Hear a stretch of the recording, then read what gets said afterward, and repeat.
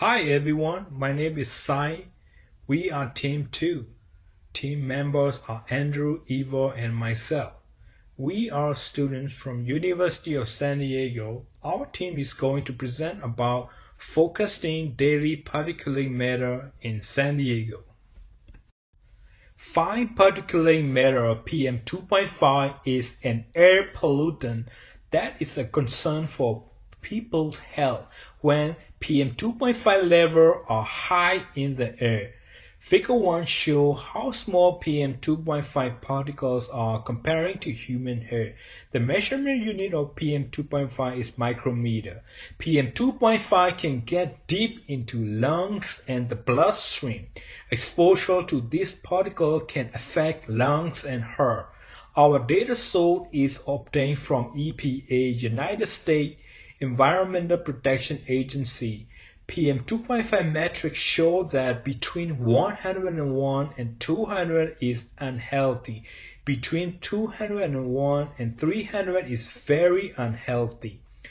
And above 300 is hazardous level of the air quality. So it is very important to focus daily particulate matter PM2.5 and monitor daily air quality for public health. The objective of forecasting daily PM2.5 level with time series analysis is to create an early warning system for the public health. So the question is, what is the main variable that can cause unhealthy PM2.5 level? The main reason is wildfire. Wildfire are hazardous for community. Figure 2 wildfire map produced by San Diego County Office of Emergency Service show the wildfire hazard area in San Diego County. As you can see in the map, very high wildfire hazard area are highlighted in red and pink for high, yellow for moderate. Wildfire is composed of PM2.5 and gaseous pollutant.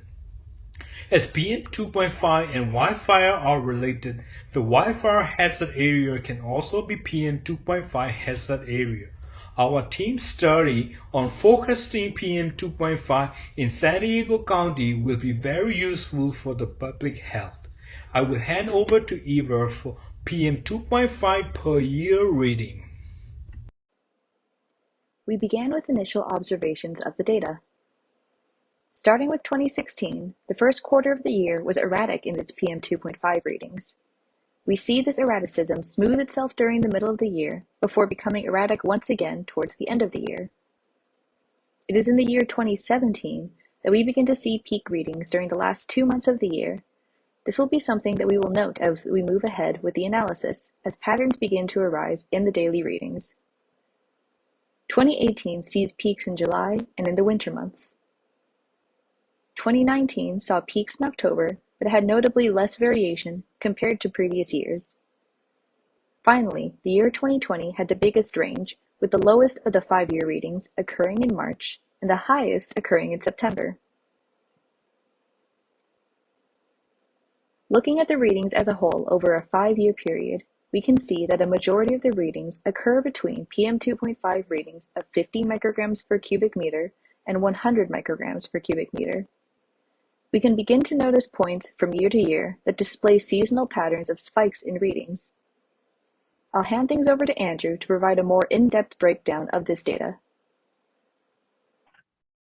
To better understand the data, we broke it down into its main components: trend, seasonality, and random noise. Trend represents the general movement of the data over time. Seasonality represents cyclical patterns present in the data. And random noise is just what's left over after trend and seasonality have been removed. We can see in this graph that PM2.5 in San Diego County has had a generally upward trend over the past 5 years. This is concerning because it suggests that air quality is worsening over time. However, 2020 was a historically bad year for wildfires in California, so that could be responsible for this upward trend. We can also see an annual cycle in the seasonal component, which tends to peak during the fall aligning with the occurrence of wildfire season, fueled by the Santa Ana winds. We used these patterns in the data to fit a model of San Diego County's daily PM 2.5 values. We can use this model to generate short-term forecasts. These forecasts predict how much higher or lower a day's PM 2.5 will be compared to the same day last year. So they can be added to last year's PM 2.5 readings to forecast a given day's PM 2.5 level. Due to the complexity and variability of historical PM 2.5 data, there is some uncertainty in the forecasts, as visualized in this graph by the gray area surrounding the red predictions. Despite their imperfection, these forecasts could still provide early warning of potentially dangerous air pollution. So where do we go from here? Looking at our final model, we can produce short-term forecasts of PM 2.5 readings. As air quality poses the greatest natural threat to human health, the most immediate solution is the use of PM 2.5 forecasting as a way to create an early warning system. This early warning system could be implemented across the San Diego County as a whole as a means to warn at-risk groups such as those who are susceptible to airborne pollutants. This may provide a life-saving warning to individuals with health issues, particularly pertaining to the lungs. However, an early warning system is not a solution to the root of the air quality issue. Ultimately, what would need to be done, and what can be achieved by implementing an air quality forecasting model, is heavily reliant on climate policy.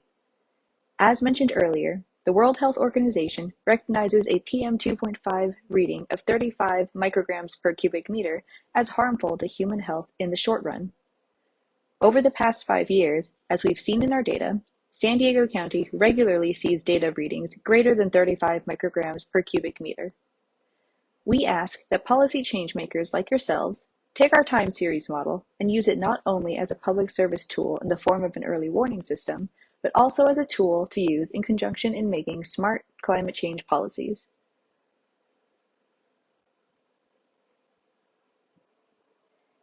Thank you for viewing our presentation. Our project can be found via the displayed GitHub link, and our data source can be found on the EPA website listed.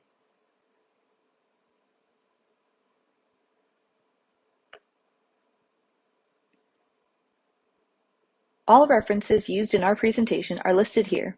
Once again, thank you for viewing our presentation.